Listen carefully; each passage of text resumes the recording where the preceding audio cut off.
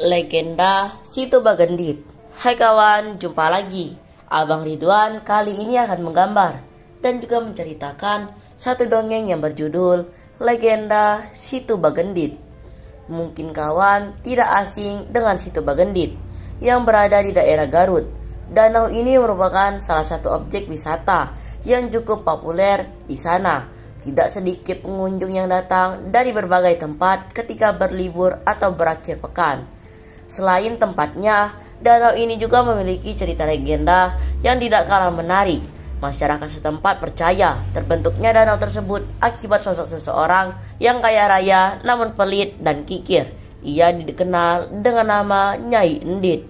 Cerita legenda Situ Bagendit merupakan salah satu dongeng Indonesia yang dikenal banyak orang. Bagaimanakah kisah selanjutnya? Sebelum ke alur ceritanya, pastikan untuk mensupport kita ya dengan cara like, komen, subscribe, dan nyalakan loncengnya juga ya. Oke, kita langsung ke alur ceritanya ya. Pada zaman dahulu kala, di sebelah utara kota Garut terdapat sebuah desa yang penduduknya kebanyakan bekerja sebagai petani. Tanah desa yang subur dan tidak kekurangan air sangatlah membantu petani untuk menghasilkan banyak padi dengan kualitas yang baik.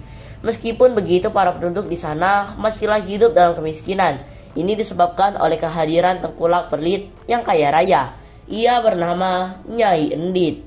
Nyai Endit merupakan seorang perempuan kaya yang tinggal di desa itu. Semenjak suaminya meninggal, ia memperoleh warisan berupa kekayaan yang berlimpah. Sayangnya, hal tersebut malah membuat Nyai Endit menjadi kikir dan congkak. Nyai Endit terbiasa menekan para petani yang tinggal di desa tersebut. Ia seringkali memaksa para petani untuk menjual padinya dengan harga murah. Dan ketika persediaan beras masyarakat habis, mereka harus membeli dari Nyai Endit dengan harga yang melambung tinggi. Perbuatan Nyai Endit ini sangatlah merugikan masyarakat yang hidup di sana. Harta yang berlimpah hanya membuat Nyai Endit semakin pelit.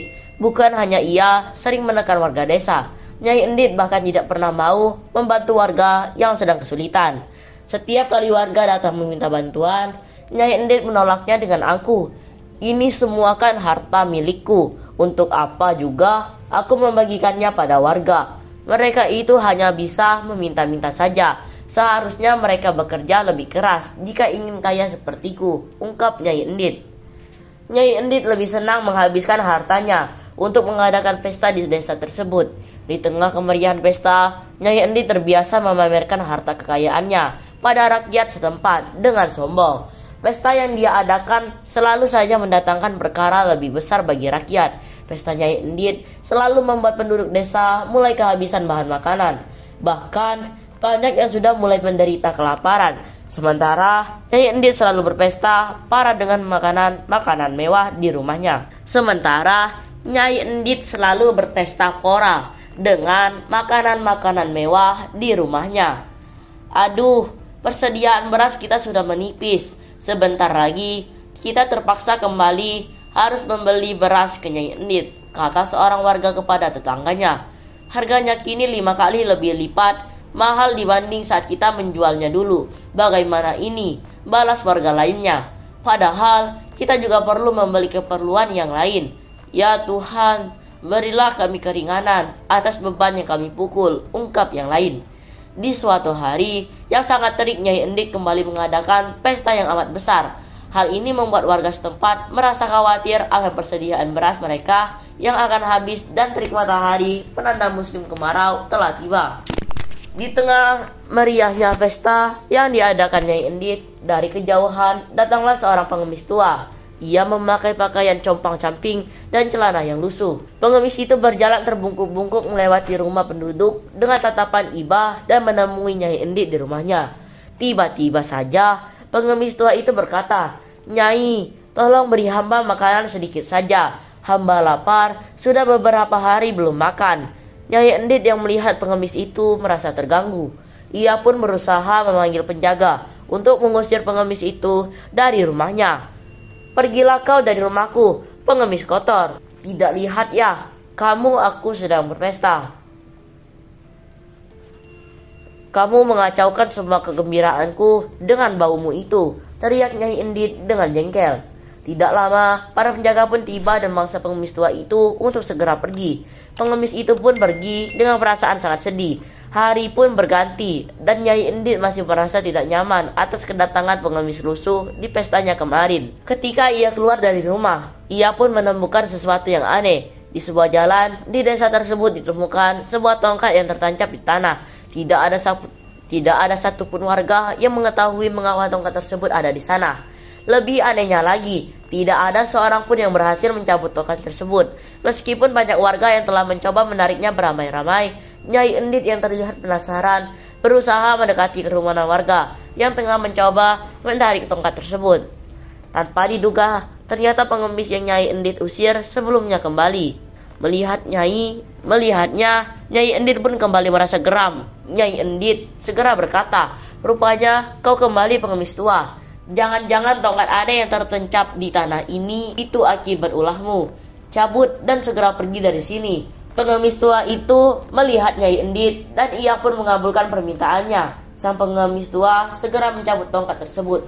Warga pun terheran mengapa pengemis itu mampu melakukannya, padahal tidak ada warga yang mampu. Setelah dicabut, tiba-tiba saja mengalirlah air dari tempat tersebut. Semakin lama, air semakin deras dan tinggi memenuhi tempat itu. Karena takut tenggelam, para penduduk pun bergegas menyelamatkan diri mereka sendiri. Mereka mengungsi mencari tempat yang lebih aman. Berbeda dengan Nyai Endit yang enggan melepas hartanya. Meskipun air semakin bertambah tinggi, Nyai Endit tetap berlindam di rumahnya yang penuh dengan harta dan perhiasan. Hingga akhirnya ia pun tenggelam bersama rumah dan isinya. Tempat tersebut berubah menjadi sebuah danau yang kemudian dinamakan Situ Bagendit. Situ artinya danau. Bagendit berasal dari nama Nyai Endit. Menurut cerita, konon orang-orang percaya mereka melihat lintah yang sebesar kasur di dasar danau. Katanya itu merupakan penjelmaan sosok Nyai Endit yang tidak berhasil kabur dari jebakan air. Dan cerita pun selesai. Itulah cerita dongeng legenda terbentuknya Situ Bagendit yang masih dipercaya dan diceritakan oleh masyarakat di Jawa Barat. Dari cerita ini, pesan apa yang kita dapatkan? Tentunya, kita tidak boleh menyontoh sifat Nyai Endit yang kikir dan pelit pada sesamanya. Perbuatannya yang jahat malah membuatnya berakhir dengan nasib yang buruk. Sebagai manusia, kita perlu saling mengasihi, menghormati, dan menolong sesama kita, khususnya mereka yang kesulitan. Makasih banyak ya kawan-kawan sudah menyimak cerita kita kali ini. Sampai jumpa di kisah dan cerita yang lainnya dalam video menggambar dan bercerita. Terima kasih ya, bye-bye.